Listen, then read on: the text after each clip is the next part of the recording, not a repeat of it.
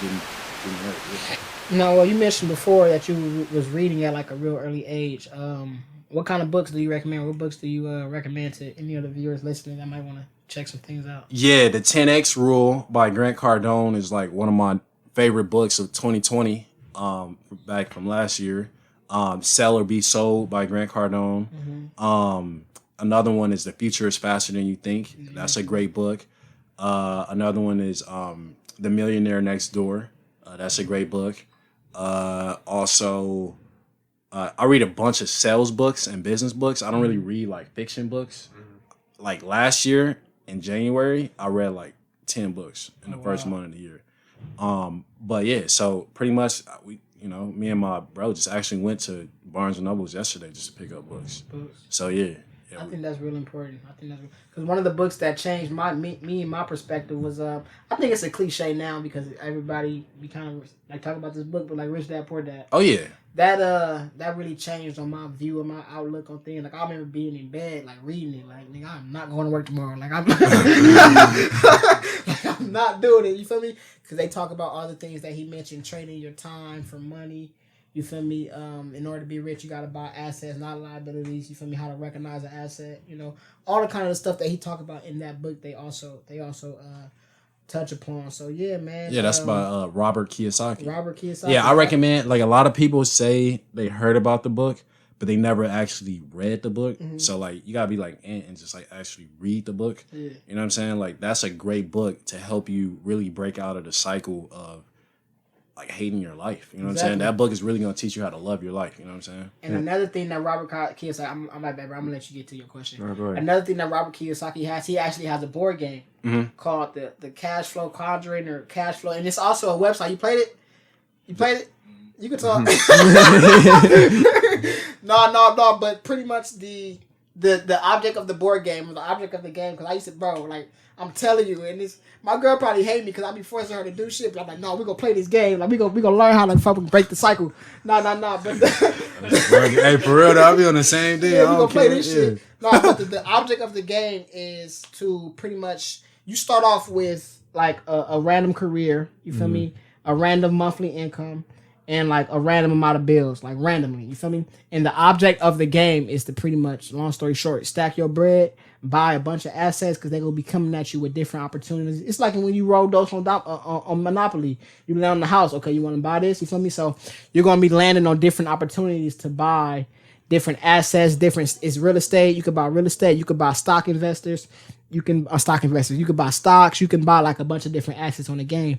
And the object of the game is to first, of course, build your cash flow, pay off your debt, right? Once you get off your debt, you get to like go to like a new board of the game where pretty much like you got to pick like a goal that you want to achieve. And you just got to keep hustling, keep buying assets till you reach that goal. And yeah, I think the game is good just because it's like it makes you think like, okay, we can do this in our real life, bro. Like I can literally sit down, look at how much money I make a month, how much bills I got. Like, okay, this is what I have left over. Buy assets, you feel me? Buy assets. Once those assets pay off all your bills, you feel me? Now you're out of debt. Now you feel me? You're free. You can fucking invest. You can do what you want to do. You feel me? But yeah, Robert Kiyosaki, Rich Dad Poor Dad, and look up that game, y'all, if y'all interested, bro. It really like changed my mindset on a lot of things. And how important do you guys think reading is? I mean, like, it doesn't matter how smart or sharp you are today. If you don't continue to exercise your mind, because your mind it's a muscle. Yeah. You know what I mean? So like, it's just like exercising your body.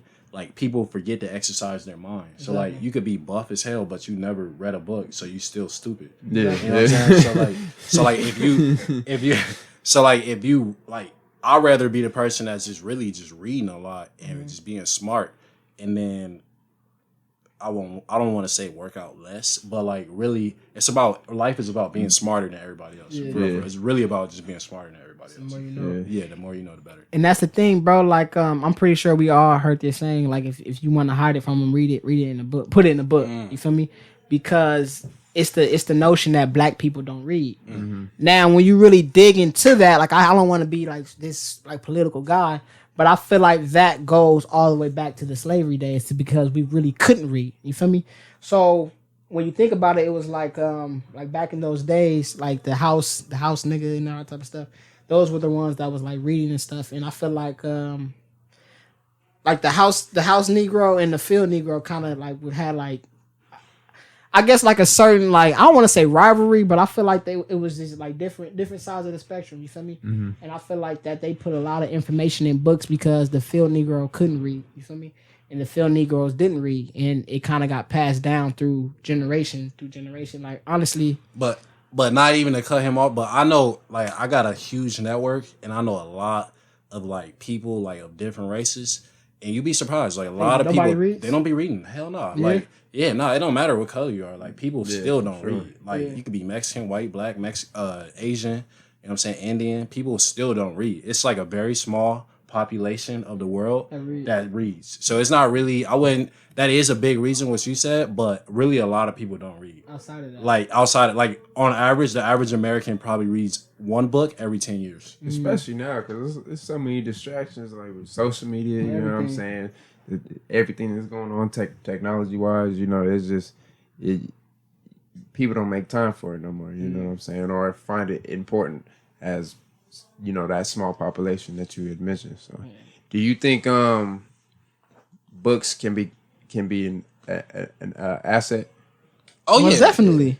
Oh yeah, that's why I invest in books. Like if you go see my library, I got a library at home. But like, it's whoa, this nigga just flex on us. I got a library. I got a library at home. Casually. But yeah.